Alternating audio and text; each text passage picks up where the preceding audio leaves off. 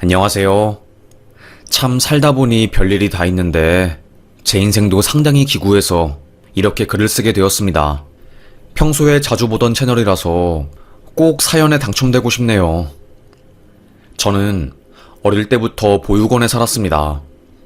제가 기억이 안 나던 시절 저는 동생과 함께 벌어졌대요. 엄마 아빠는 사업 실패 이후에 재기하기 위해서 많은 노력을 했지만 잘 되지 않았고 결국 저희가 조금 더 좋은 환경에서 자랐으면 하는 마음에 저와 동생을 보육원에 버린 거였습니다. 보육원 생활은 지옥 그 자체였어요. 아직도 그때의 삶을 생각하면 소름이 돋고 심적으로 너무너무 힘들고 죽고 싶어요. 저는 보육원에서 형들에게 하도 맞아서 한쪽 귀에 있는 고막이 터지고 온갖 학대를 당했습니다. 야, 니 우리가 학교 끝나고 바로 오라고 했지?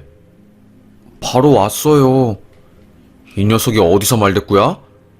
별 중요하지도 않은 일들로 트집을 잡고 저를 미치게 만들었지요. 그래서 저는 고등학교 때 그 보육원을 탈출했어요. 제 동생은 어릴 때 입양이 되어서 그 이후로 연락이 끊겼지요. 저는 얼굴에 곰보 같은 게 나서 다른 사람들이 저를 입양하는 것을 꺼렸고, 그렇게 저는 어릴 때부터 도태된 채로 그 누구에게도 사랑받지 못하는 사람으로 자라게 되었습니다.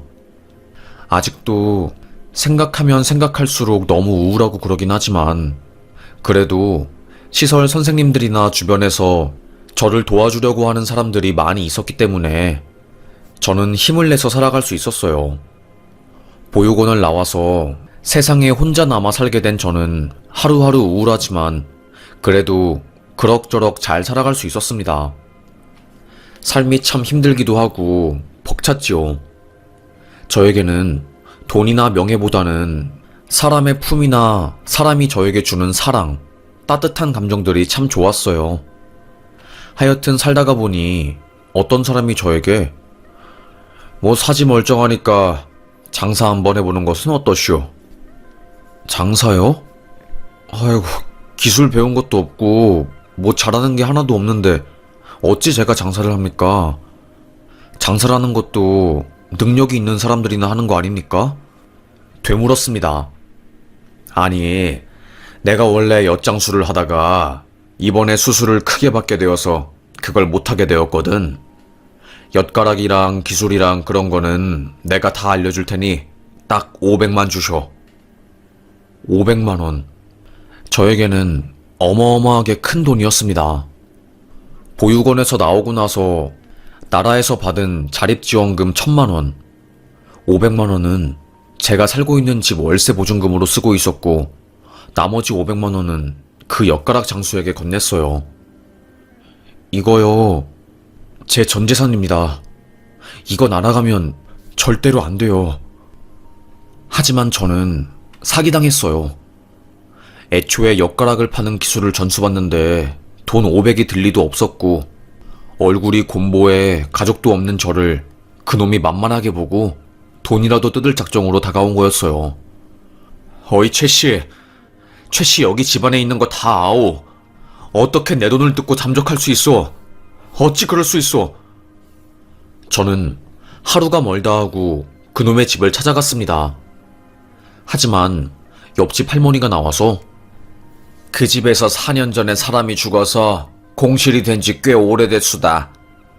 그 집에 사람 안 산 지 엄청 오래됐수. 대체 누굴 찾는 게요? 여기에는 사람 안 살고 다른 집 가서 알아보소. 아마도 뭐 그놈이 자네에게 주소를 일부러 다른 주소를 알려준 것 같은데.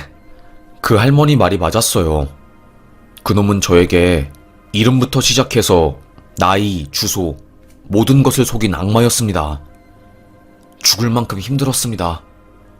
경찰에 가서 상담을 해보니 형사고소는 변호사가 필요해요. 선생님 혼자서 고소를 하지는 못할 겁니다. 아마도 형사고소 사기 사건 같은 경우에는 변호사 비용이 600만 원 정도 들 겁니다. 아니면 혼자서 고소장 작성하고 신고하시든가요. 쉽지는 않을 테지만. 손이 달달달 떨렸지요. 제가 사기당한 금액이 500만 원인데 그 돈보다 더 비싼 변호사 수임료를 내야 한다고 하니 뼈저리게 가난한 저는 아무것도 할 수 없었습니다. 그렇게 저는 보육원에서 나와서 첫 좌절을 겪었어요.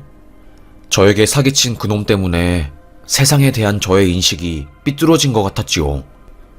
이 세상은 나를 등쳐먹으려고 하는 사람밖에 없구나. 어떻게 이럴 수가 있지? 믿었던 형님에게 그래도 마음을 의지했는데 뺏을 게 없어서 내 돈을 뺐다니.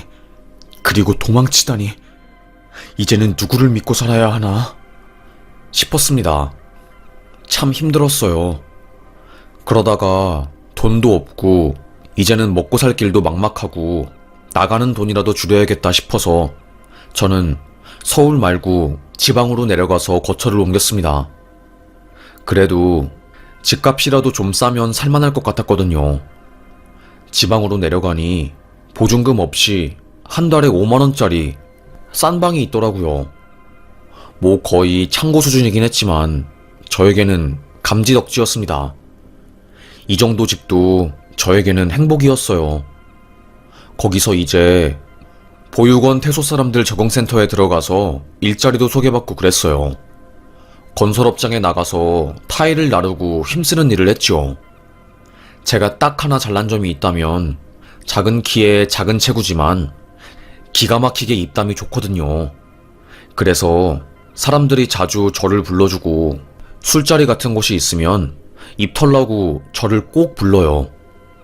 건설업장에서도 항상 일 끝나고 막걸리 한 잔 마실 때면 이야, 아주 남씨는 일도 잘하고 참 좋아. 입담도 좋고. 우리 부산에서 유명한 각설이가 있는데 그 사람이 내 처남의 아는 친구야. 지금 아래에서 일할 사람을 찾고 있다고 하는데 체격도 그렇고 남씨가 딱 잘 어울릴 것 같은데 어떻게 생각해? 라고 하더라고요. 얼씨구나. 저도 좋다 싶었지요. 각설이요? 노래 부르고 춤추고 우스꽝스러운 옷 입고요? 그래, 그 각설이. 아니 뭐 옛날이야 우스운 직업 취급했지만 지금은 아니잖아. 그것도 재능이야, 재능. 기술이고. 언제까지 일용직천전하면서 살겠어. 남씨도 돈 많이 벌어서 가정도 꾸리고 행복하게 살아야지. 나는 그거 하고 싶어도 이 입담이 안 되어서 그거 못해. 이럴 때면 남씨가 부럽다니까. 내가 한번 처남한테 연락해서 부산 각설이랑 이어줄게. 한번 만나봐. 저는 그렇게 그분의 소개로 각설이를 만나게 되었고 그분의 후계자로 들어가게 되었어요. 4년 동안은 구화방을 타고 전국을 다 돌아다닌 것 같아요. 그 각설이 분은 선천적으로 귀 한쪽이 안 들리고 왼쪽 팔이 마비가 되어서 아예 움직이지를 못하세요. 저처럼 버려진 삶을 살았던 분이셨고 부모 없이 혼자서 이 세상에서 어떻게 살까 고민을 하다가 결국 그 사람은 각설이 인생을 살게 된 거였습니다. 처음에는 지하철에서 물건을 파는 것부터 시작하다가 중간에는 봉고차에 물건을 싣고 전국을 돌아다니며 물건을 팔다가 물건보다 사람들이 자기의 이야기를 들으러 더 많이 오니 각설이가 되기로 결심한 것이었죠. 짧은 키에 우스꽝스러운 외모, 남들이 무시할 만한 배경을 가지고 있는 그 각설이는 밖에서는 무시당할지 몰라도 관중들 사이에서는 인기가 최고였습니다. 그분이 노래 한 곡조를 뽑으면서 하하호호 이야기를 하며 만담을 풀어놓으면 사람들이 웃으며 그분의 옷자락에 5만원짜리를 끼워 넣어주시고 다들 손바닥을 짝짝 치며 좋아라 하셨죠. 남씨, 우리는 사람들을 웃기는 직업이야. 그러니 우리의 외모나 상황이 다른 사람들이랑 다르다고 해서 슬퍼하지 마. 이게 어쩔 때는 우리의 강점이 될 수도 있으니까. 무슨 말인지 알겠어? 저는 그분에게 많은 것을 배웠어요. 처음에는 힘들었죠. 거의 10년 동안은 무일푼으로 밥이나 얻어먹으며 일을 도우러 다녔으니요. 그래도 뭐 서당께도 3년이면 풍어를 읊는다고 저도 글이 되었습니다. 각설이를 따라서 노래도 곧잘 부르게 되었고 짜리몽땅한 키와 우스꽝스러운 얼굴이 관중들 사이에서는 환영받는 존재였기 때문에 남들 앞에서 말하는 게 더 이상 두렵지 않게 되었습니다. 너무너무 좋았어요. 기분이 날아갈 것 같고 행복했지요. 그렇게 하루하루 각설이로서의 밑바닥을 잘 닦던 중 그분이 이제 남씨도 내 밑에서 오랫동안 활동했고 이 일을 본격적으로 해야 하지 않겠소? 자, 이거 들고 남씨의 인생을 찾아 멀리 멀리 가보게나. 제가 그 각설이에게 받은 것은 작은 봉고차 한 대, 그리고 각설이로 살기 위해서 필요한 서커스 기구 같은 것들이었어요. 제가 일한 세월이 무급이 아니라 그 각설이 분은 다 계산을 해서 저를 챙겨준 것이었죠. 이거 참 감사해서 어째요? 뭐 잘하는 것도 없고 어디서든 환영받지 못하는 저를 항상 잘 챙겨줘서 억수로 고맙습니다. 아이고, 이 은혜를 어찌 갚으리요. 남씨, 나한테 은혜 갚으려고 하지 말고 남씨 자네를 위해서 살아. 그리고 각설이가 힘들어도 잘 견디고 해봐. 남씨가 먹고 살 만한 길을 알려줄 거야. 정말로 각설이는 저에게 먹고 살 만한 길을 알려주는 직업이었죠. 에헤라디아 타령을 외치며 얼굴에는 검은 젤을 묻히고 여자들이 쓰는 검은 색깔 아이라인으로 눈 위에 우스꽝스럽게 그림을 그리고 코에는 인주를 묻혀서 술 취한 모습을 하면 거울 속 저는 제가 봐도 웃겼습니다. 그래, 이게 인생이지. 슬퍼도 웃는 사람이 인류인 거야. 그러니 오늘도 나는 슬퍼도 웃는 인류의 인생을 사는 거야. 웃으며 저는 나갔습니다. 그래도 긍정적인 기운을 건네드리고자 하는 마음에 해변가에서 얼마나 목이 터져라 외치고 춤추고 타령을 한지 몰라요. 어르신들은 아이고, 우리한테 이렇게 웃음을 주고 얼마나 고마운지 몰라. 내가 있잖아, 사실 우울해서 죽으려고 했는데 자네를 보고 힘을 얻었어. 일이 세상이 웃긴데 내가 왜 죽어야 하나 싶더라고. 그 말에 저는 또다시 힘을 냈지요. 어르신들, 이 각설이가 오늘 온 힘 바쳐서 노래 부르렵니다.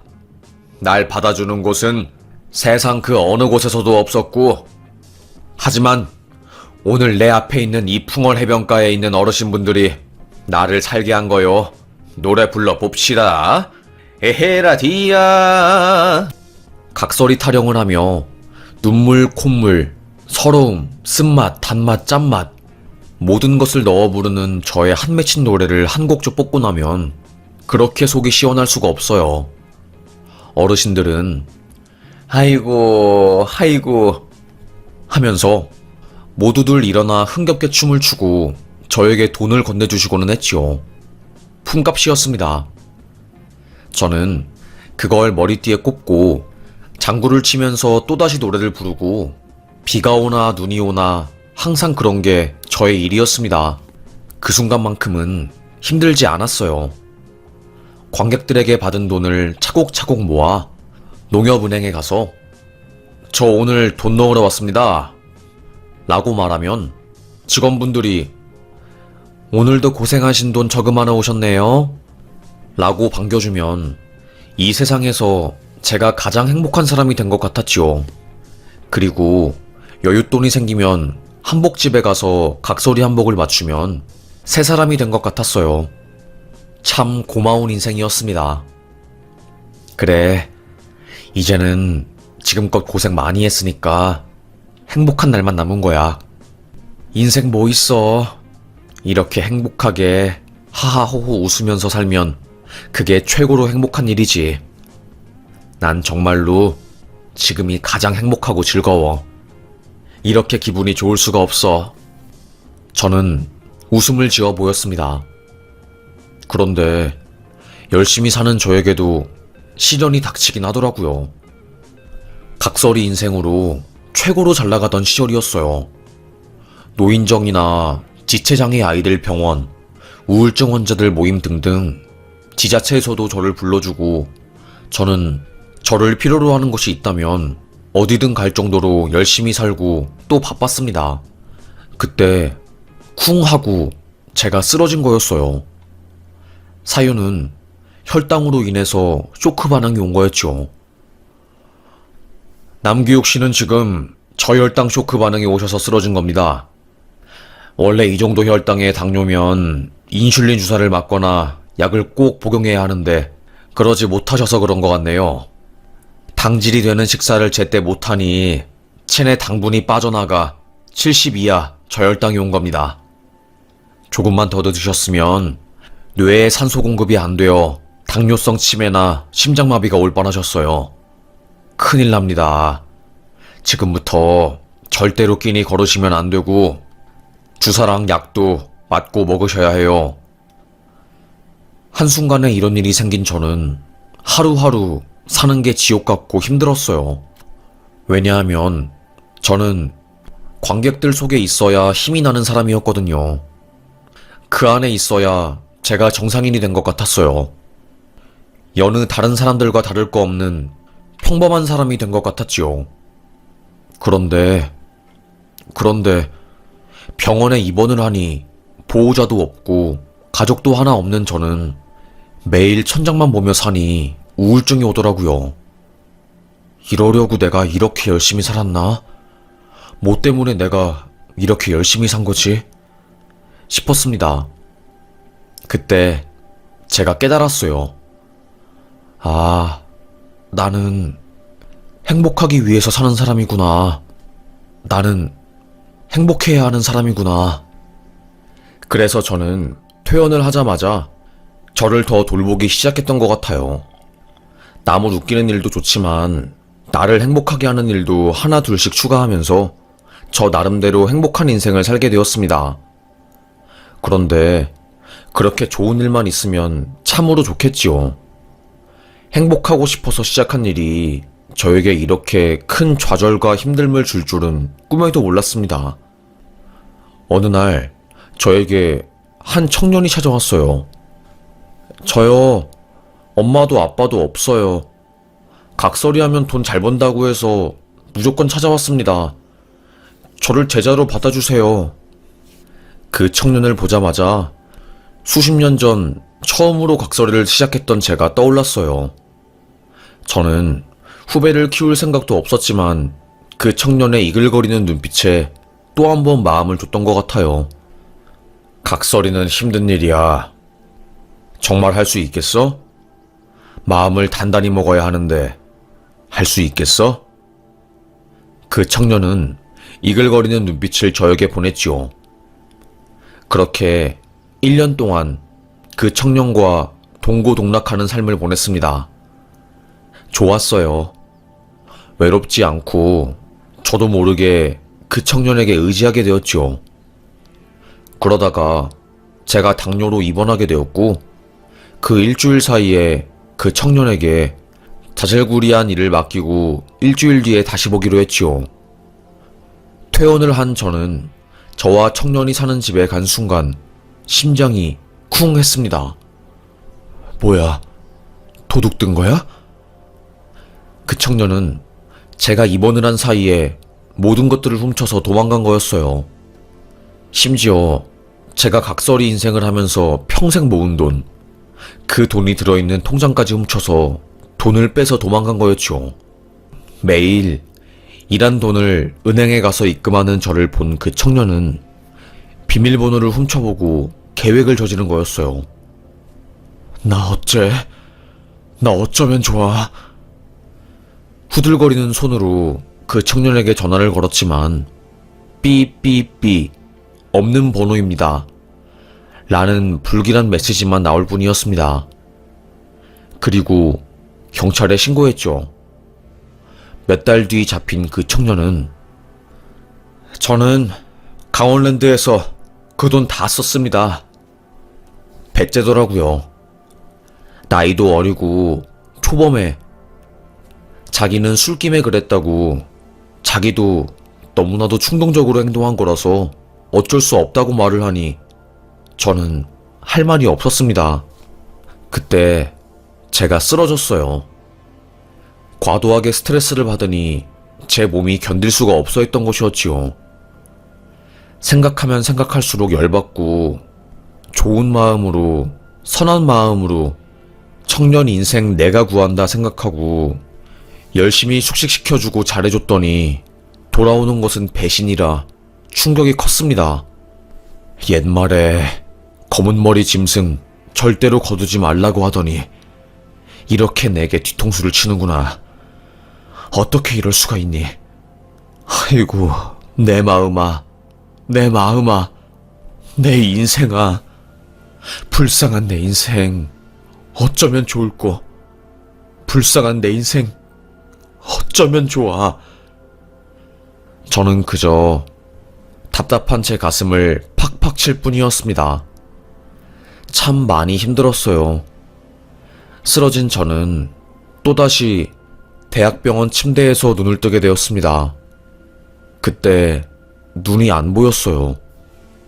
선생님, 지금 어두운 상태인가요? 제가 눈 떴는데 사물이 잘 안 보여요. 왜 이렇게 병원이 어두운 거죠? 의사는 아주 큰 한숨을 푹 쉰 뒤 저에게 말했습니다. 망막에는 산소랑 영양소가 필요합니다. 그런데 환자분은 극심한 스트레스로 당뇨 고혈당 상태가 지속되어서 모세혈관이 막혔어요. 저산소증이 발생한 겁니다. 안타깝지만 당뇨 망막병증에 걸리셔서 시력이 급격하게 저하되었어요. 그간 무슨 일이 있던 거예요? 1년 전에 내원하셨을 때보다 훨씬 더 상황이 안 좋아요. 부모도 없고 곰보 얼굴에 할 수 있는 거라고는 관객들과 눈을 마주치면서 웃음을 지어 보이고 한설인 나의 목소리로 노래 한 곡 뽑는 게 내가 할 수 있는 유일한 것인데 이제는 그것조차 못하게 되었구나. 대체 내가 뭘 그렇게 잘못한 건가 싶었습니다. 그래서 저요, 하늘에 대고 소리쳤어요. 제가 뭐 그렇게 잘못했습니까? 어찌 저에게 두 눈마저 앗아가시는 겁니까? 대체 왜 저에게 이렇게 힘든 시련을 주시는 겁니까? 하염없이 쏟아지는 눈물을 막을 수 없었어요. 저는 황반이 부어올라서 시력 저하가 된 거고 병변도 진행되어 거의 준장님 판정을 받은 거였죠. 참 우울했습니다. 그때 병원에서 극단적인 시도도 하고 엄청 힘들었던 걸로 기억해요. 막 소리도 지르고 왜 내 인생만 이렇게 힘든 거냐고, 내가 왜 이렇게 힘들게 하루하루 살아야 되는 거냐고, 내가 대체 뭘 잘못했냐고 난리쳤지요. 하지만 현실은 바뀌지 않았습니다. 남들에게 웃음 주며 살아왔지만 남은 건 저에게 눈물뿐이었어요. 그리고 텅 빈 통장과 사기당한 제 몸뚱이, 눈마저 잃게 생긴 저였습니다. 병원에서는 더 이상 해줄 수 있는 게 없고 처방한 약이라도 꾸준히 먹으라는 말에 저는 좌절한 채로 퇴원하게 되었고, 그때 저는 인생의 모든 의욕을 뺏기게 되었어요. 그렇게 저는 각설이로서의 삶도 망가지게 되었고 우울하고 힘든 삶을 살게 되었습니다. 죽고 싶은 심정이 뭔지 그때 절절하게 깨닫게 되었어요. 이런 게 바로 우울증이구나 싶었습니다. 그렇게 저는 거지가 되었어요. 터미널에서 먹고 자는 진짜 거지였지요. 꼬질꼬질하고 생긴 것도 참 그랬지요.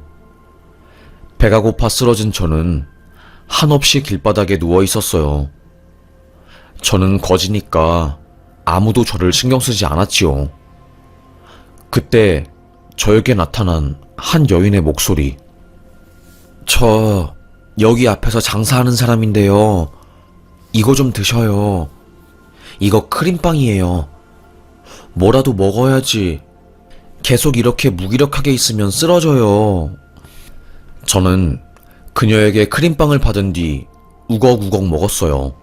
혈당이 떨어져 머리가 어지럽고 토할 것 같았던 그때 그녀가 저에게 내민 크림빵은 저에게 한 줄기의 구원의 빛과 같았습니다. 정말로 감사했어요. 감사합니다. 어찌 알고 저에게 크림빵을. 어제 인슐린 주사 맞는 거 봤어요. 제때 식사 안 드시면 당 떨어져서 큰일 나잖아요. 우리 아버지도 고생했거든요. 저는 오랜만에 마음이 따뜻해졌습니다. 그래서 각설이로 활동할 때는 제가 누군가에게 웃음을 주는 등 도움이 되어서 사람들이 저에게 따뜻한 손길을 많이 내밀어줬는데 거지가 되고 나서부터는 누구도 저를 사람 취급 안 하고 개무시를 했거든요. 그런데 그 여자는 제가 아무것도 없는 상황에서 따뜻한 손길을 내밀어주고 너무나도 감동이었습니다. 그때 저는 바보처럼 닭똥 같은 눈물을 뚝뚝 흘렸어요. 그렇게 그 여자는 항상 점심만 되면 저에게 빵을 챙겨줬지요. 얼굴은 곰보해 키도 작고 눈도 안 보이는 나에게 왜 이리 잘해주는 거예요? 저는 당신에게 잘해줄 수 있는 게 하나도 없는데 뭐 베푸는데 이유가 있나요? 내가 그냥 나의 능력 선에서 힘들어하는 사람들에게 내 선의를 베푸는 게 저에게는 참 뿌듯한 일이니까 이렇게 행동하는 거지요. 저는 뭐 바라고 하는 건 없어요. 그냥 다 잘 살았으면, 다 행복했으면 하는 마음에서 이렇게 사는 것일 뿐이에요. 그녀의 한마디는 저를 감동시키기에 아주 충분했습니다. 그렇게 그녀와 저는 점점 친하게 지내게 되었어요. 그리고 어느 날 그 여자가 갑자기 오늘 저희 집에 오실래요? 제가 어머님 아버님 제사 지내고 나서 남은 음식이 많은데 먹을 사람이 없어서 선뜻 저를 집에 초대해준 그녀가 고마웠어요. 그리고 배도 고픈 터라 바로 음식을 먹어야겠다 싶어서 저는 음식 먹으러 그녀의 집에 갔지요. 눈은 잘 안 보이지만 상 한가운데 차려진 진수성찬. 너무나도 고마웠습니다. 제가 이걸 미안해서 어떻게 다 먹는데요? 아이고, 정말 너무너무 감사합니다. 미안해하지 말고 팍팍 드셔요. 저는 어차피 기름진 음식 못 먹어서 저 대신해서 이 음식들 먹어주시면 너무 감사하죠. 그녀는 천사였습니다. 그렇게 저는 그날 그녀의 집에서 끼니를 때웠어요. 그 어느 때보다 맛있게 음식을 먹고 저는 씩 웃으며 입가에 묻은 음식을 닦았습니다. 그때 들려오는 그녀의 한마디. 혹시 어쩌다가 이런 삶을 살게 된 거예요? 저는 그날 그녀에게 저의 과거를 다 말해주었어요. 각설이로 살다가 사기를 당해 전 재산을 뺏긴 이야기를요. 그녀는 저의 손을 잡고 눈물을 함께 흘려주면서 저의 이야기에 깊은 공감을 해주었어요. 그렇게 힘든 일이 있으셨군요. 어쩌면 좋아요. 저는 처음 당신을 보았을 때 저의 어릴 때를 보았던 것 같았어요. 저도 사기당하고 부모님 돌아가시고 세상에서 혼자가 되어서 오랜 시간 동안 많이 힘들었거든요. 그런데 시간이 지나고 나니까 저의 마음도 단단해지고 꼭 힘들었던 순간들이 저에게 필요했더라고요. 참 신기하죠? 하여튼 그렇게 저는 살게 되었어요. 지금 분식집 하면서 제 입에 풀칠도 하고 잘 지내고 있어요. 제가 가능하다면 당신에게 도움을 주고 싶어요. 그녀의 한마디에 저의 마음은 사르르 녹아내리는 듯 했습니다. 그녀와 저는 그날 밤을 새며 서로의 인생 이야기를 주고받으면서 눈물을 함께 흘렸고 아픈 과거들을 보듬으면서 치유를 했어요. 정말 오랜 시간이 걸리긴 했지만 그럼에도 불구하고 행복해진 제 자신이 참 좋았습니다. 그녀와의 수다가 저를 살렸다고 해도 과언이 아니었어요. 그렇게 그 다음날부터 저는 그녀의 분식집에서 저의 예전 각설이 시절을 떠올려 노래 한 곡조를 뽑으며 사람들을 모았어요. 에헤라디야, 여기 부산에서 올라온 남자의 한 맺힌 소리를 좀 들어보이소. 내가 부모한테 버려져 산 세월이 40년이요. 사기당해 전 재산 잃고 이제는 하하호호 웃으며 아무 욕심 부리지 않고 잘 살아보려고 합니다. 그러니 이 불쌍한 만담꾼 이야기를 들어주시오. 외치며 저는 춤을 추고 노래를 부르고 장구를 쳤습니다. 그제서야 본래의 저로 돌아온 것 같았어요. 눈이 안 보여 중심을 잃고 이곳저곳 부딪히기도 했지만 웃음으로 승화하니 관객들도 좋아라 하고 분식집도 저로 인해서 유명해지면서 그녀도 꽤나 돈을 만지게 되었죠. 아이고, 칙칙하던 우리 동네가 아주 각설이 한 명 때문에 세상 환해지고 즐거워지네. 아이고, 각설이 너무 재밌네. 그러다가 저와 그 분식집 여자는 한 세트가 되어서 동네에서 활동을 하게 되었고, 저희의 기구한 사연을 들은 그 동네에서 사는 대학병원 교수가 저에게 말을 걸었습니다. 당뇨 망막증이면 수술하면 될 터인데 지방병원에서 진단을 받은 거요? 내가 일하는 서울대학병원으로 올라와서 한번 검진받고 수술 가능하면 해봅시다요. 행운과도 같은 말이었습니다. 분식집 그녀는 그날 바로 가게 문을 닫고 저와 함께 병원으로 가게 되었고, 저는 거기서 판정을 받게 되었어요. 수술 가능 판정이요. 수술을 받으면 앞을 볼 수 있고 안경을 쓴다면 다른 사람들이랑 별 다를 바 없이 정상적으로 앞을 볼 수 있다는 이야기였어요. 너무나도 놀랍고 감사했죠. 에헤라디아 춤이라도 추고 싶을 정도였습니다. 얼씨구 절씨구 참 행복했어요. 그렇게 저는 수술을 받아서 지금은 시력을 회복해서 이렇게 다시 각설이 일을 본격적으로 할 수 있게 되었어요. 다시 짐을 싸서 제가 원래 살던 부산, 원래 각설이를 하던 지방으로 내려가려고 하니 분식집 그녀가 저에게 고백을 한 겁니다. 저랑 같이 살면 안 돼요? 못생긴 공보 얼굴, 고아에 키 작은 광대, 저를 좋아해주는 여자는 그 사람이 처음이었습니다. 심장이 쿵 하고 떨어질 것 같았어요. 와, 사실 저도 그녀를 마음에 품고 있긴 했지만 그녀는 저에게 과분한 여자라고 생각했고 그래서 주춤했거든요. 당신이 제가 좋다고 고백하는데 어찌 제가 부산으로 다시 가겠소. 나를 살려준 당신, 내가 새 인생을 살 수 있도록 새 숨을 불어넣어준 당신, 이제는 내가 당신 옆에서 당신을 지켜주겠소. 저는 그녀와 함께 제2의 인생을 시작하게 되었습니다. 예전처럼 바닷가나 저리 큰 대로변에서 각설이 활동을 할 수는 없었지만 서울 변두리에서 저는 각설이 대신 웃음치료사로 활동하면서 많은 사람들을 웃기고 행복하게 만드는 일을 했어요. 너무나도 행복하고 감사하더군요. 제 덕분에 우울증을 고쳤다는 사람들, 자식들 다 키우고 허무해서 죽음을 생각한 노인네들은 저를 만나 다시 새 삶을 꿈꾸게 되었다고들 말하고 참 기쁘고 감사했습니다. 나라는 사람이 다시 쓸모가 있어졌구나 라는 생각에 눈물이 하염없이 흐르대요. 그때 분식집 그녀의 한마디.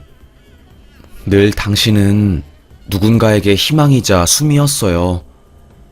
한숨 한숨 자신의 숨을 내어주는 당신은 그 누가 뭐라고 해도 내게는 선물과도 같은 존재랍니다.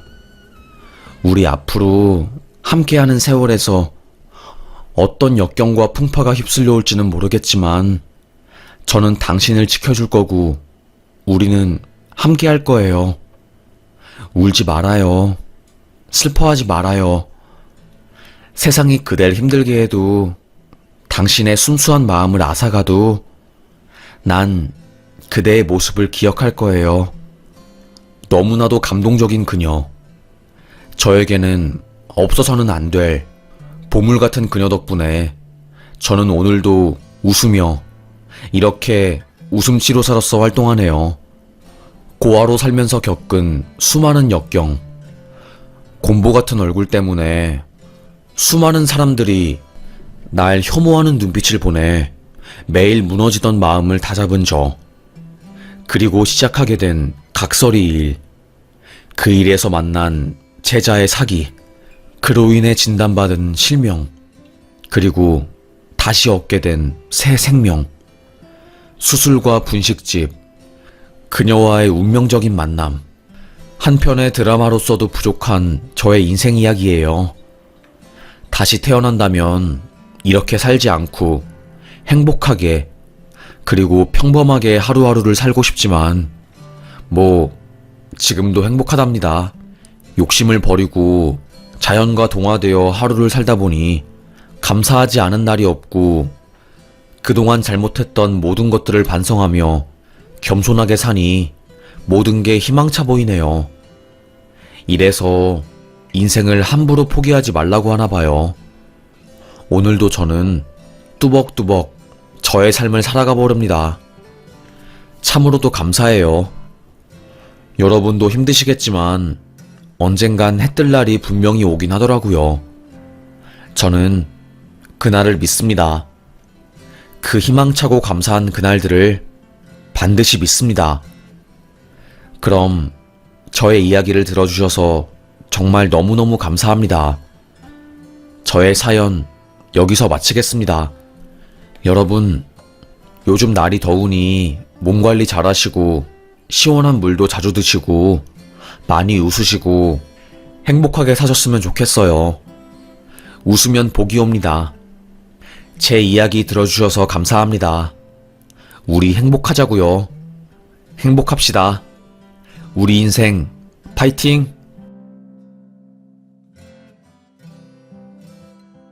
안녕하세요. 평소에 듣기만 하던 채널인데 꼭 제 사연을 제보하고 싶어서 이렇게 사연을 작성하게 되었습니다. 저는 평범하게 결혼하고 평범한 삶을 꿈꾸는 한 여자였어요. 아무래도 제가 아이를 워낙에 좋아하다 보니까 어릴 때부터 꿈이 북적북적 아이들이 많은 가정집을 꾸리는 거였거든요. 그래서 항상 길 가다가 아이들이 있으면 어머, 너네 너무 이쁘다. 부모님은 너희 같은 이쁜 아이들을 낳으셔서 정말 기분 좋으시겠다. 말하면서 부러워하고는 했어요. 저는 남편이랑 결혼할 때 오빠, 나는 아이 무조건 많이 낳을 거야. 나는 아이들이 정말로 너무너무 좋거든. 나야 괜찮지만 당신 감당할 수 있겠어? 당연하지. 나 엄마가 되는 게 어릴 때부터 꿈이었어. 그렇게 저는 이야기를 하고 결혼하게 되었어요. 그런데 참 신기한 게 그렇게 간절하게 아이를 원하던 저에게는 아이가 생기지 않았습니다. 신혼 1년, 자연 임신을 하려고 이런저런 시도를 많이 해보았지만 소식은 들리지 않았어요. 우울하기도 하고 슬프기도 했죠. 오빠, 왜 나는 자연 임신이 안 되는 걸까? 1년 동안 노력을 해봤는데도 안 되는 거면 우리 병원에 가는 게 맞겠지? 일단 여보, 너무 일찍 슬퍼하지 말고 아직 여러 방법이 있기도 하고 시도한 지 1년밖에 안 되었으니까 잘 해보자. 그렇게 남편과 함께 산부인과에 간 저는 충격적인 이야기를 듣게 되었어요. 남편의 정자 수가 다른 남자에 비해서 현저히 적어서 자연 임신이 힘들고 또 여러 가지 이유로 자연 임신이 힘든 몸이라서 시험관을 권유한다는 의사의 말이었죠. 저는 심장이 쿵 하는 듯한 기분이 들었어요. 정말요? 정말로 저희 부부는 자연 임신이 힘든 부부인 건가요? 네, 안타깝지만 그렇습니다. 정말로 힘드실 것 같지만 아직 시험관도 있고 이런저런 방법들이 많이 있으니까 걱정하지 마세요. 시험관으로도 문제없이 임신이 잘 되고 그렇게 낳은 아이들 아무런 문제 없이 잘 크고 있습니다. 원래 시험관 하기 전에는 편견을 가지시는 분들이 많지만 편견을 가지실 필요 전혀 하나도 없습니다. 그렇게 시험관을 하게 되었어요. 이 소식을 들은 어머님은 자기 아들 탓은 하기 싫었는지 제 탓만 하더라고요. 에휴, 그러게 몸 관리를 젊을 때부터 하지. 내 친구 딸들은 전부 시험관 말고 자연 임신으로 아들 순풍순풍 임신하더라. 시험관이 웬 말이니? 그게 얼마나 힘든데. 내가 이야기 들어보니까 그거 정말 힘들다고 하더라. 내 아들은 무슨 죄야? 저는 어머님의 그 말을 듣고 마음에 큰 상처를 입었어요. 너무 슬프더라고요. 내가 잘못한 것도 없는데 어머님한테 욕을 먹어야 하고 자연임신 못하는 사람이 되어서 능력 없고 여자로서의 기능을 못하는 취급을 받았으니까요. 그때 다행히 남편이 엄마, 왜 아내한테 뭐라고 그래? 의사가 그러는데 내 정자가 건강하지 못해서 자연임신이 힘들기도 하고 요즘은 시험관 많이 한대. 그래도 내가 힘들 게 뭐가 있어? 배란 주사 맞고 몸 고생하는 거는 전부 다 이 사람이 고생하는 거지. 그러니까 이 사람한테 뭐라고 하지 마. 나도 미안해 죽겠어. 이 사람한테 뭐라고 할 때가 아니라 지금 이 사람 응원해줘야 해. 남편의 말에 굉장히 고마움을 느꼈어요. 그렇게 어머님은 그 이후로 돌려서 저를 은근히 까셨고 저는 그래도 꿋꿋하게 시험관을 하게 되었습니다. 그때 기적이 펼쳐졌어요. 제가 임신을 하게 된 거였습니다. 원래 시험관을 할 때 수정이랑 착상에 실패를 할 수 있어서 5, 6개 정도 수정을 시킨 뒤 몸속에 넣어요. 그런데 저는 5개 중에 3개가 정자와 난자가 착상에 성공한 거였고 그래서 저는 새쌍둥이를 임신한 거였어요. 의사 선생님은 일단 조금 더 지켜봐야 알겠지만 이 정도 상태면 안정적으로 새쌍둥이를 출산할 수 있을 것 같아요. 문제는 산모님이 얼마나 힘드실지 몸 상태가 지탱을 해주셔야지 아이도 건강하게 나올 수 있는 부분이라 그게 조금 걱정되긴 하네요. 저요, 운동도 열심히 하고 밥도 많이 먹으면서 정말로 노력할 거예요. 감사해요. 정말로 감사합니다. 저는 어릴 때부터 아이 많이 가져서 행복하게 사는 게 꿈이었어요. 제가 제일 부러워하는 사람은 다른 사람도 아니고 다둥이 엄마 아빠들이었어요. 그때 바보처럼 감격스러운 마음에 산부인과에서 펑펑 울었던 것 같아요. 마음이 슬프기도 하고 울적하기도 한 나날들이 수도 없이 켜켜이 쌓여서 저를 괴롭혔는데 그런 나날들이 다 지나가고 드디어 제가 임신을 했다는 게 믿기지가 않더라고요. 하여튼 그렇게 임신한 저는 그날부터 회사 일을 그만두고 새쌍둥이가 잘 클 수 있도록 최선을 다했습니다. 정말 하루하루 어떻게 지나갔는지 모를 정도로 최선을 다한 것 같아요. 다행히 아이들은 착상이 잘 되었고 12주를 넘기면서 위험한 시기는 다 흘려보냈어요. 그런데 그때 동서도 아이를 가지게 되었죠. 저는 솔직히 말하면 동서가 조금 불편했어요.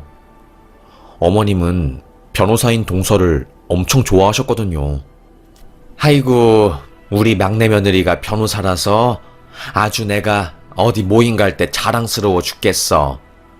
우리 며느리가 변호사니까 사람들이 나한테 이것저것 다 물어보기도 하고 정말 뿌듯하다니까. 이런 말을 하면서 제 얼굴을 탁 보고는 정색을 하시는 어머님 때문에 제가 기죽은 적이 한두 번이 아니었습니다. 솔직히 말해서 변호사라는 직업은 모두에게 인정을 받는 직업이고 저는 그냥 평범한 회사원이었으니까 비교가 될 수밖에 없었어요. 개인적으로 우울하기도 했고 슬프기도 했지만 앞으로 태어날 아이들을 생각하면서 버텼지요. 동서도 마찬가지로 저를 아랫사람 대하듯이 행동하고는 했어요. 형님은 직장 생활하면 현타 안 와요?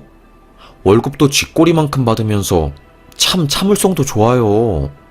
저는 아무래도 그런 직장 생활은 못하겠던데.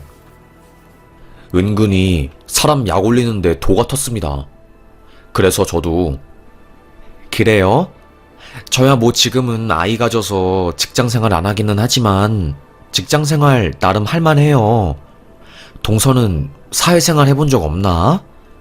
의뢰인이랑만 이야기를 해서 직장이 어떤 곳인지 잘 모르나? 좋은 직장도 있고 다니기 힘든 직장도 있어서 뭐 싸잡아서 일반화하기는 힘들죠. 동서랑 말을 하면 기가 빨리는 기분이 들고 힘들어서 짜증났어요. 그리고 저는 딸을 임신했고 동서는 아들을 임신하면서 시댁 내에서도 차별이 장난이 아니었거든요. 어머님은 제가 있는데도 불구하고 콕 동서를 찝어서 내가 우리 태어날 손자를 위해서 인사동 가서 한복이랑 덧신도 사오고 그랬잖아.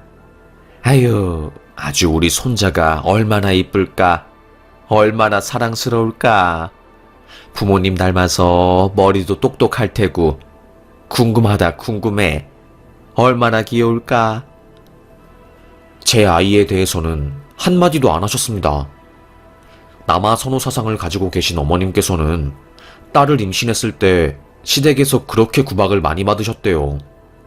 그래서 그 기억을 가지고 저에게 똑같이 대하신 거였죠. 에휴, 그래서 저는 시댁에 가기가 싫었습니다. 여보, 나 시댁에 가면 눈치가 보여서 못 살 것 같아. 딸아이 임신한 게 죄도 아닌데 내가 왜 이렇게 고통받아야 하는지 잘 모르겠어. 대체 내가 뭘 잘못했길래. 진짜 고통스럽네. 속상하기도 하고. 에휴. 여보, 내가 미안해. 우리 엄마가 원래 좀 그런 스타일이야. 막말하고 다른 사람 기분은 생각 안 하고 소위 딱 말하면 급 따지는 거 좋아하는 사람이야.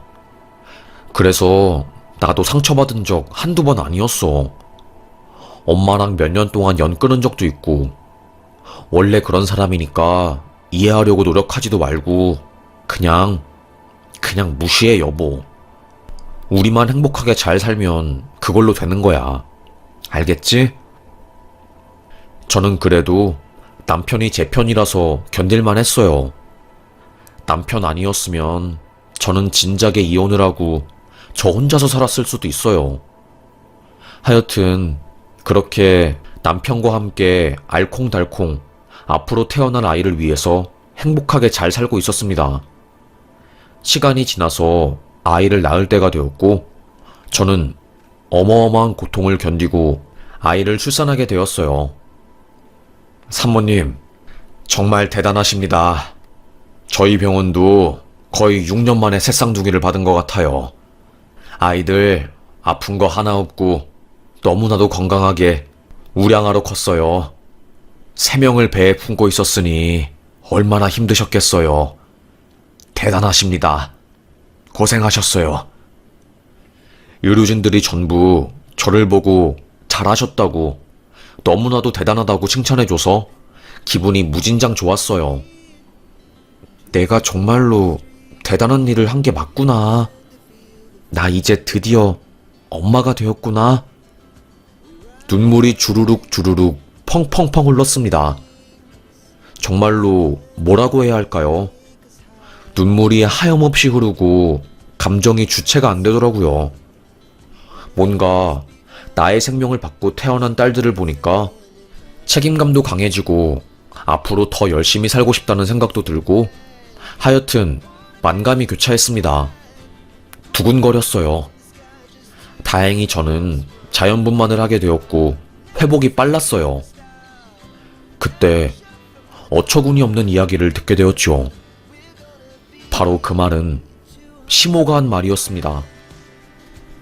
이제 몸 좀 괜찮아지지 않았니? 아이 낳느라 수고하기는 엄청 수고했다. 감사해요, 어머님. 그래도 제가 골반이 넓어서 아이를 빨리 낳은 편이라고 하더라고요. 왕비 골반을 타고났구나.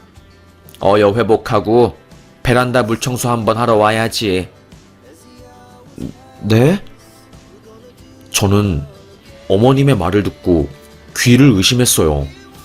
아니, 새쌍둥이 낳고 누워있는 저에게 베란다 물청소를 하러 오라고 한 어머님의 말이 너무나도 어처구니 없게 들리더라고요. 옛날에는 아이 낳고 밭일도 하고 그랬어. 뭐 요즘이야 옛날 사람들이랑 요즘 여자들 몸이 달라지긴 했어도 내가 뭐 나 좋으라고 우리 집 베란다 물청소 너한테 시키겠니? 베란다 창고에 옛날에 쓰던 유모차랑 이런저런 육아용품이 있어서 그거 꺼내가기 전에 물청소하라는 거지. 이상한 사람 만들고 있어. 은근히 제가 잘못한 것처럼 말하는 시모였어요. 어처구니가 없었습니다. 남편은 옆에서 그 말을 듣고 아이 엄마, 농담도 정도껏 해야지. 이제 아이 낳고 힘들어서 쉬고 있는 아내한테 무슨 물청소를 하라고 그래. 그건 내가 할 테니까 제발 농담이라도 그런 말 아내한테 하지 마.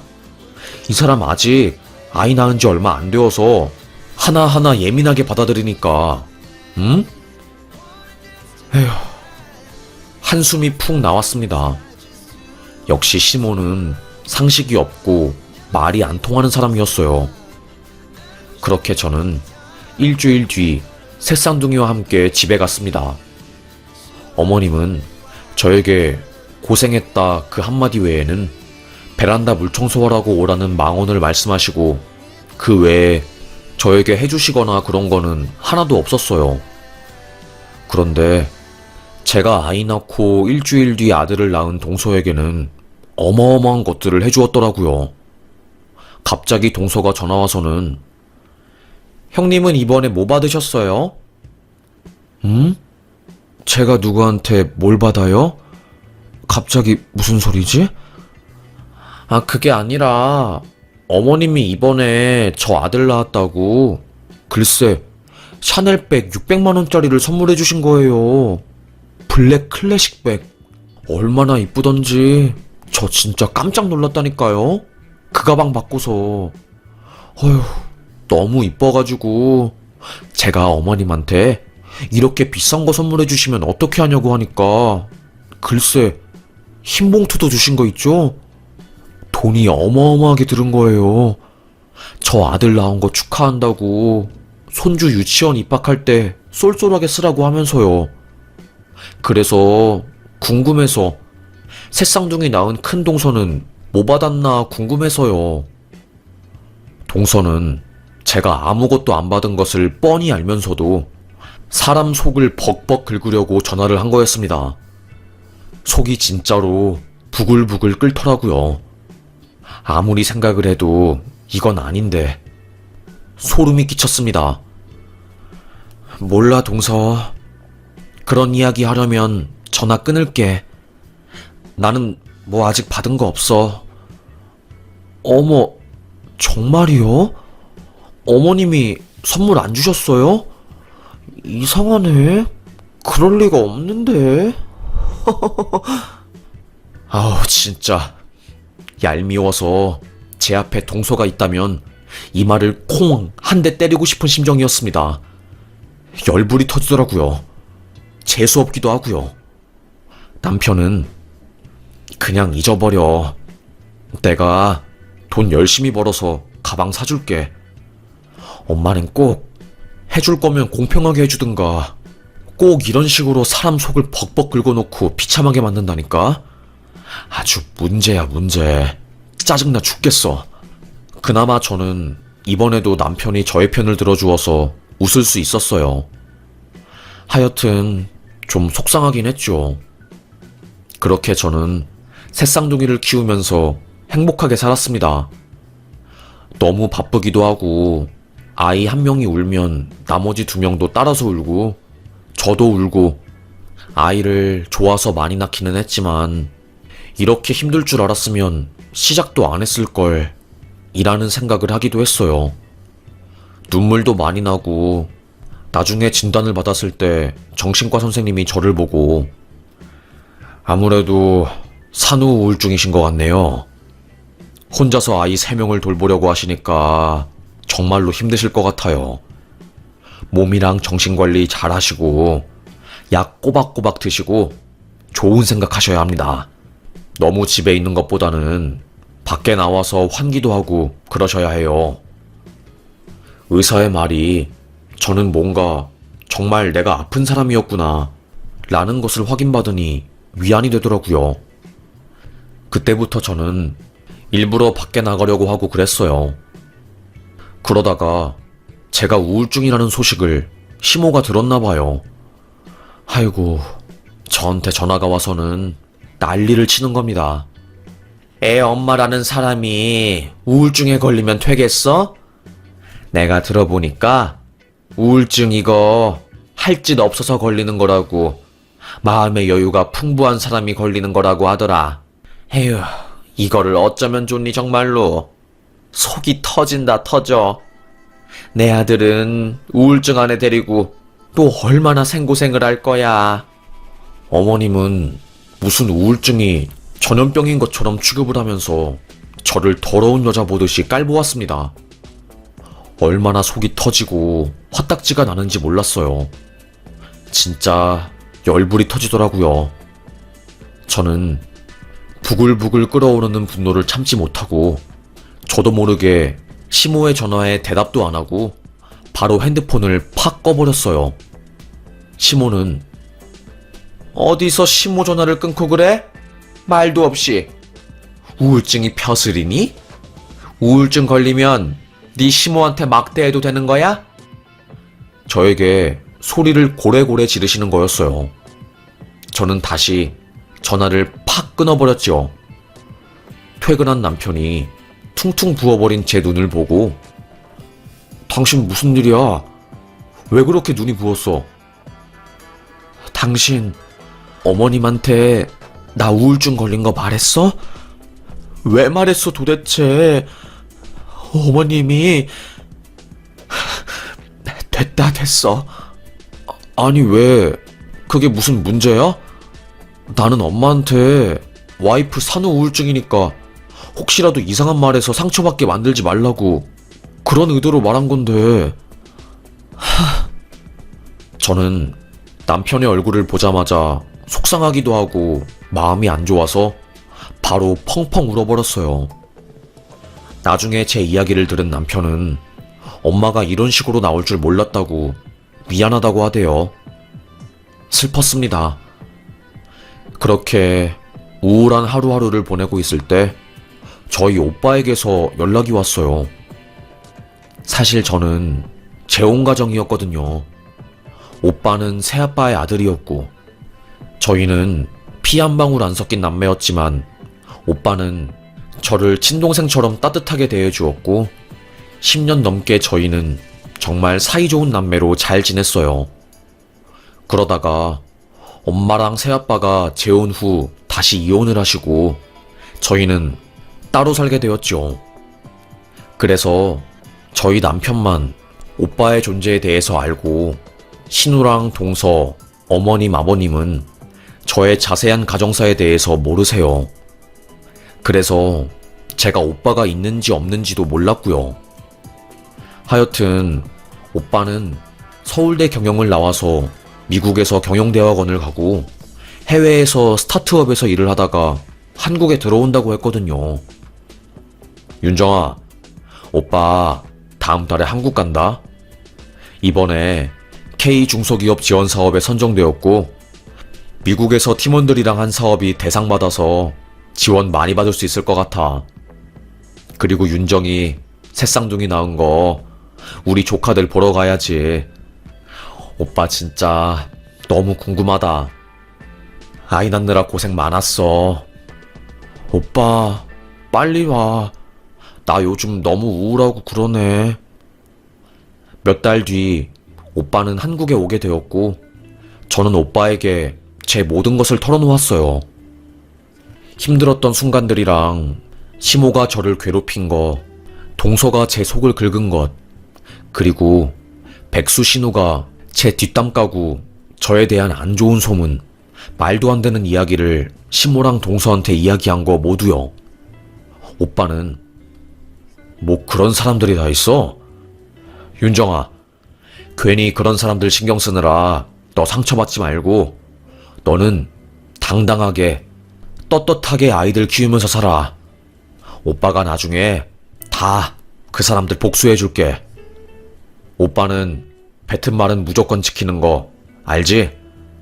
그러니까 윤정이 오빠만 믿으라고. 저는 든든했습니다. 오빠는 정말로 자신이 뱉은 말은 다 지키는 사람이었거든요. 저는 개인적으로 오빠가 너무나도 대단한 사람이라고 생각이 들었어요. 뿌듯하기도 했고요. 그리고 오빠의 그 한마디가 저에게는 큰 위로가 되더라고요. 안 그래도 신우가 시모한테 윤정이 걔 예전에 클럽에서 엄청 놀았대. 혹시 몰라? 이번에 아이 낳은 것도 내 동생 애가 아니라 다른 남자애일 줄. 동생 정자도 별로 없어서 임신 힘들다며. 그런데 올케가 아이 3명이나 새쌍둥이나 임신한 게 이상하지 않아? 뭐 이런 말도 안 되는. 제가 클럽 죽순이었고 그래서 아이가 다른 남자 아이일 수도 있다고 소름 끼치는 소문을 내서 제가 거의 반강제로 아이들 친자검사를 받았거든요.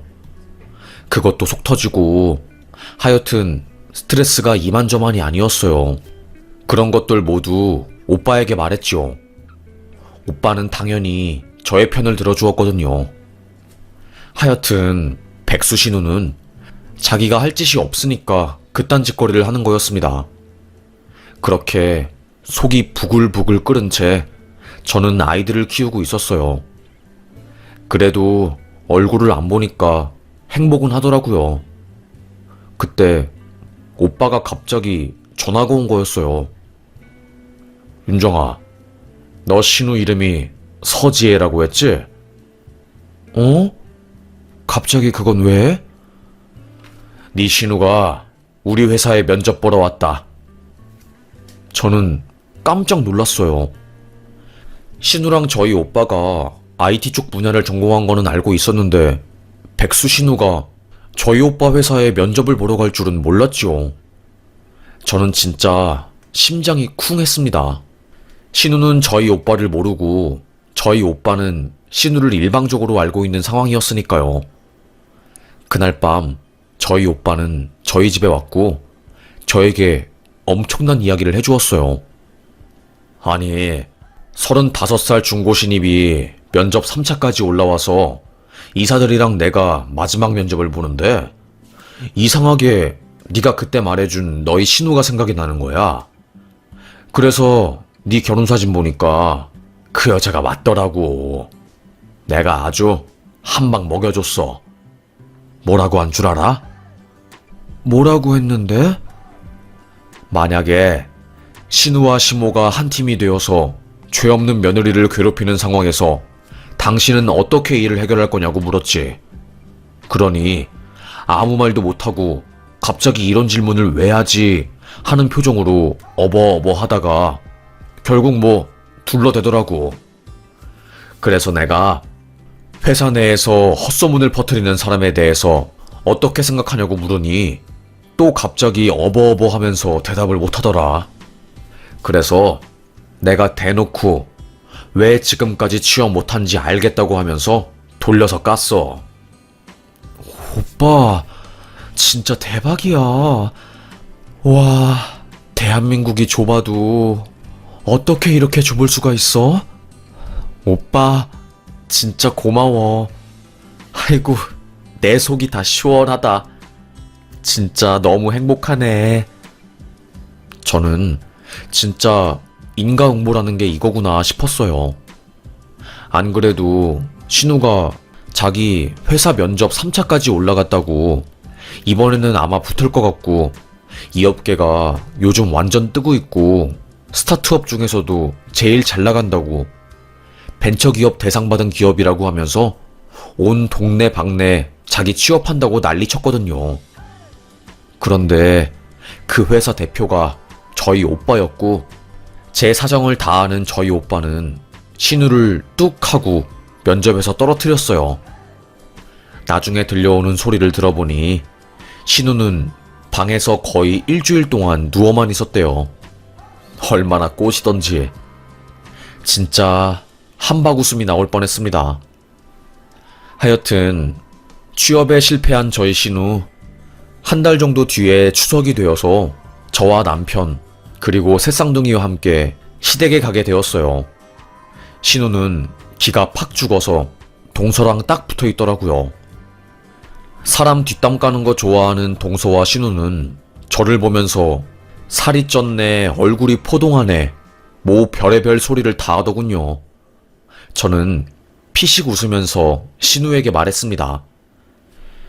신우는 이번에 웃는 사람들 기업에서 떨어졌다고 들었는데 괜찮으세요? 라고 말하니 얼굴이 전기 충격 받은 사람처럼 미세하게 파르르 떨리는 게 보였습니다. 속사정을 다 아는 저로서는 그 모습이 엄청 웃기게 보이더라고요. 면접에서 질문에 대답 잘 못했다고 들었는데 그것 때문에 떨어졌다고 생각하세요? 뭐야? 뭔데 그걸 알고 있어? 신우는 저의 말에 엄청 당황해 보였습니다. 저는 씩 웃으면서 거기 회사 대표가 저희 오빠거든요. 최정수라는 사람 아시죠? 너랑 성 다르잖아. 어떻게 그 사람이 너희 오빠야? 올케 외동 아니었어? 저희 가정사를 모르는 신우는 그저 깜짝 놀랄 뿐이었죠. 동서도 나 기업 변호사 할 때 들었던 회사인데 그 IT 창업자가 어떻게 형님 오빠예요? 에이, 거짓말도 정도껏 해야지. 서울대 나오고 하버드 석사 받고 실리콘밸리에서 일하다가 국가기업 사업 지원받고 창업한 사람이 형님 친오빠라고요? 다들 놀란 눈치였습니다. 시모도 놀라서 저희 쪽으로 다가와서 저희 이야기를 들었고요. 저는 씩 웃으면서 네, 우리 엄마랑 재혼했던 새아빠 아들이었어요. 그래서 한때 가족이었죠. 지금은 엄마랑 새아빠가 이혼해서 남남이긴 하지만 아직도 오빠랑 저는 친동생 친오빠 사이처럼 친하게 지내요. 그래서 제가 이번에 아이 낳고 시댁에서 당했던 수모들 이야기하니까 오빠가 다 들어주고 그랬거든요. 제가 이런 말을 하니까 신우는 깜짝 놀라서 뭐? 라고 하면서 엄청 놀라고 시모도 정말이야? 제 말을 믿지 못하는 눈치를 보였습니다. 그때 제 남편이 딱 나서서 말을 했어요. 이 사람 말 진짜 맞아요. 그래서 누나가 그 회사 면접에서 떨어진 거야. 형님이 아내 이야기 듣고 놀라서 인성 안 좋은 사람은 안 뽑는다고 해서 면접에서 떨어뜨렸다고 하더라. 그리고 스펙도 별로라고 누나 어차피 떨어질 사람이었대. 에휴, 그러게 좀 있을 때 잘하지. 아내한테 잘해줬으면 아내가 손이라도 좀 썼겠지. 신우랑 시모는 하이고 하이고 하면서 탄식을 내뱉을 뿐이었어요. 자존심 센 신우는 저에게 아무 말도 못하고 그저 고개를 휙 돌리고 후회 막심한 표정을 지을 뿐이었죠. 그 모습이 저에게는 너무나도 웃기게 보였습니다. 저는 인과응보라는 게 이런 건가 봐요. 딱히 손을 안 써도 나쁘고 악질인 사람들은 다 돌아오게 되나 봐요. 저는 제 딸들에게 선하고 지혜롭게 살라고 가르치려고요. 남들을 시기 질투해서 끌어내리고 비교하고 그러면서 자기 자존감 채우고 그런 치사한 짓은 절대로 하지 말라고 교육할 거예요. 제가 시집와서 깨달은 게 많거든요. 아주 돌려서 시댁 식구들을 다 까버렸어요. 저희 오빠 정체를 알게 된 신우는 자기가 말 한번 잘못 까딱했다가 IT 업계에 안 좋은 눈도장이 찍힐까봐 전처럼 저를 까대지 못하고 아주 얌전한 양처럼 가만히 있더라고요. 시모도 아차 싶었던 거죠. 뒤늦게 저에게 샤넬백이랑 늦었지만 출산 선물이라도 줄까? 했지만 저는 딱 말했습니다. 선물도 시간과 때가 있는 거죠. 딱 줘야 할 그 순간을 넘기면 필요 없는 것 같아요. 어머님, 저는 세상에서 제일 싫은 사람이 어떤 사람이냐면 상처 줄 거 다 줘놓고서는 나중에 가서 미안하다고 하는 사람. 자기 인생 꼬이기 싫어서 자기 필요에 의해서 미안하다고 하는 사람이 제일 싫어요. 그런 사람이 제가 생각하기에 가장 하급의 사람이라고 생각을 하거든요. 이렇게 말을 하니까 그들은 아무 말도 못했습니다. 그렇게 저는 한순간에 을에서 완벽한 갑이 되었고 아주 떳떳하게 살 수 있게 되었어요. 이게 바로 나의 원래 인생이구나 싶더라고요. 항상 시댁에 갈 때마다 기가 죽고 무슨 대역죄를 지은 것처럼 얼굴을 숙인 채 기가 팍 죽어서 할 말도 제대로 못하고 살았는데 이번에는 아주 화끈했습니다. 기분이 좋았어요. 그렇게 저는 룰루랄라 하루하루를 지내게 되었죠. 나중에 오빠가 저에게 말하더라고요. 너네 신우 알고 보니까 이쪽 업계에서 되게 성격 더러운 걸로 소문났더라. 취업 못하는 것도 이미 그런 블랙리스트가 다 돌아서 못하는 거래. 하마터면 너 아니었으면 그런 여자 못 고르고 우리 회사에 들일 뻔했네. 그리고 변호사 동서?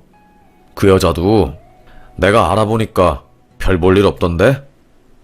개업해서 돈 못 벌고 그냥 중소기업 사변호사로 들어가서 한 달에 400만 원 벌면서 살더라고. 그런데 자기가 뭐가 그렇게 대단하다고 내 동생을 까고 그러냐. 동생, 그런 사람들한테 기죽지 말고 떳떳하게 살아. 오빠가 있잖아. 앞으로 무슨 일 있으면 오빠한테 말하고 오빠가 다 돌봐줄 테니까 아무런 걱정하지 마. 알겠지? 저는 웃음을 씩 지어 보였습니다. 역시 우리 오빠 최고다 싶었습니다. 저는 그 이후로 시댁에 가지 않았어요. 남편이 앞으로 시댁 가지 말자고 저를 배려해서 말을 해주었고 저는 시댁과 거의 연을 끊고 꼭 필요할 때만 연락하면서 지금 지내고 있네요. 저를 그렇게 까대던 사람들이 저희 오빠의 정체를 아니까 입을 싹 다무는 게 웃기기도 하고 슬프네요. 제가 아무리 소리 지르고 힘들다고 해도 듣지도 않던 사람들이 권력자가 말하니까 입을 싹 닫는 게 그저 웃길 뿐이었습니다. 에휴, 그렇게 저는 한숨을 푹 내쉬면서 그들을 무시한 채로 행복하게 살고 있고 지금도 아이 셋을 키우면서 전쟁과도 같은 나날들을 보내네요. 아들 말고 딸 낳은 게 뭐가 그렇게 죄인지 저는 아직도 알 수가 없습니다. 그리고 며느리들끼리 싸움 붙이고 사이 안 좋게 만들려고 한 시모의 의도를 아직도 모르겠네요. 아마도 제 상식으로는 이해할 수 없는 사람들이라서 그런 것 같아요. 그들 때문에 우울증까지 걸리고 매일 울면서 살았던 제가 참 바보 같기도 하고 안쓰럽네요. 하여튼 그럼 저의 이야기를 이렇게 끝까지 들어주셔서 감사해요. 여러분도 시댁에서 괴롭힘 당하는 거 있으면 절대로 참지 마시고 항상 그때그때 화내면서 사시길 바랍니다. 그러지 않으면 아마도 화병에 걸려서 죽으실 수도 있을 거예요. 에휴, 정말로 가해자들이 고통받고 피해자들은 발 뻗고 잘 살아야 하는 날이 와야 할 텐데 그저 마음이 아플 뿐이네요. 그럼 저는 여기서 사연 마무리하겠습니다. 요즘 날이 더운데 더위 조심하시고 하루하루 행복하게 잘 사시길 바라겠습니다. 그럼 여러분도 건강 잘 챙기시고 파이팅 하세요. 돈이고 권력이고 뭐고 건강한 게 최고인 것 같습니다. 돈, 권력 많아봤자 뭐 하겠어요. 건강하지 않으면 말짱 도루묵인데요. 그럼 저는 여기서 마무리할게요. 이야기 들어주셔서 감사합니다.